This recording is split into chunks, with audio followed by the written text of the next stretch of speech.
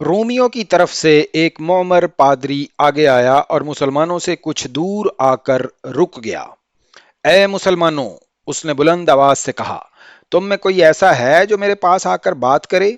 खालिद ने अपने घोड़े की लगाम को हल्का सा झटका दिया और पादरी के सामने जा घोड़ा रोका। तुम सालार हो?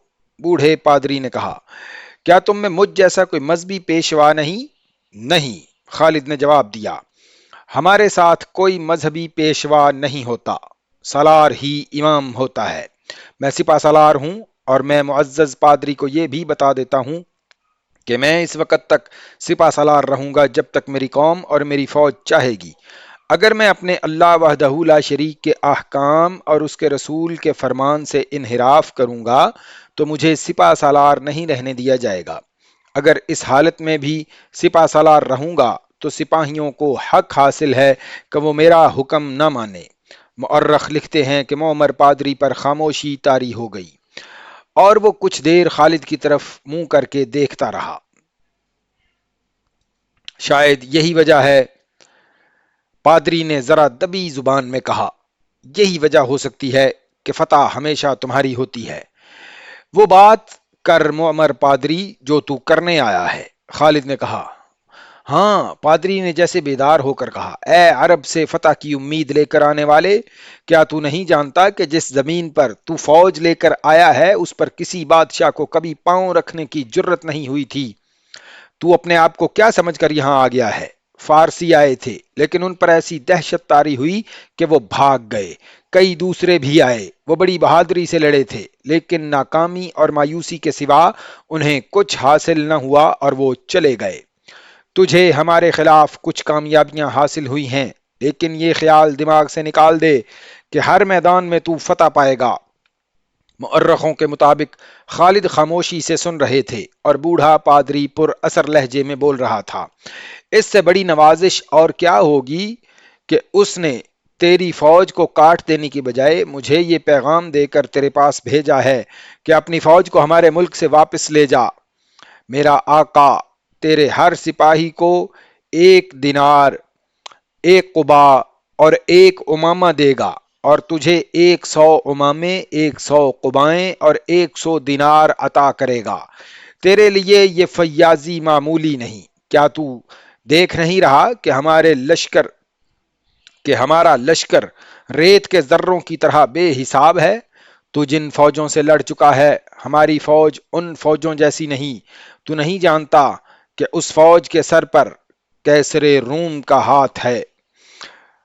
उसने मंझे हुए तजर्बाकार सालार और चोटी के पादरी इस फौज को दिए हैं। बोल, तेरा क्या जवाब है? इनाम चाहता है या अपनी और अपनी फौज की तबाही? खालिद ने जवाब दिया, दो में से एक। मेरी दो शर्तों में से एक पूरी कर दो तो मैं अपनी फौज को लेकर चला जाऊंगा। अपने आका से कहो कि इस्लाम कबूल कर ले या जिजिया अदा करे।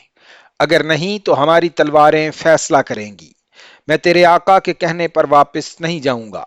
तेरे आका ने जो दिनार, कुबाएं और उमामे पेश किए हैं वो तो हम वसूल कर ही लेंगे। एक बार फिर सोच अरबी सालार। अरब के सालार ने सोचकर जवाब दिया है।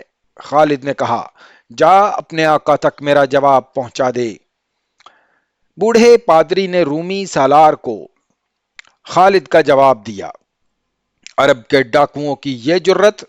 विरदान ने गुस्से से फटते हुए कहा, क्या वो नहीं जानते कि मैं उन सब को एक ही हल्ले में खत्म कर सकता हूं? उसने अपनी सिपाह की तरफ घोड़ा घुमाकर हुक्म दिया, तीर अंदाज आगे जाएं और इन बदबख्तों को गिरफ्तार करने के लिए तैयार हो जाएं। फलाखन भी आगे ले आओ। तीर अंदाज आगे हुए तो मुसलमानों के कल्ब के सालार मुआज बिन जबल ने अपने दस्तों को हमले की तरतीब में कर दिया। ठहर जा इब्ने जबल, खालिद ने कहा, जब तक मैं न कहूं हमला न करना। सूरज सर पर आकर आगे जाने लगे तो हम हमला करेंगे। इब्ने वलीद, मुआज बिन जबल ने कहा, क्या तू देख नहीं रहा कि उनकी कमानें हमसे अच्छी और बड़ी हैं, जो बहुत दूर तक तीर फेंक सकती हैं? वो हमारे तीर अंदाजों की जद से दूर हैं। میں ان تیر اندازوں پر حملہ کر کے انہیں بیکار کرنا چاہتا ہوں۔ ان کے فلاخن دیکھو، یہ پتھر برسائیں گے۔ رومی ترتیب میں کھڑے ہیں۔ خالد نے کہا، ہم نے حملے میں پہل کی تو ہمیں پسپا ہونا پڑے گا۔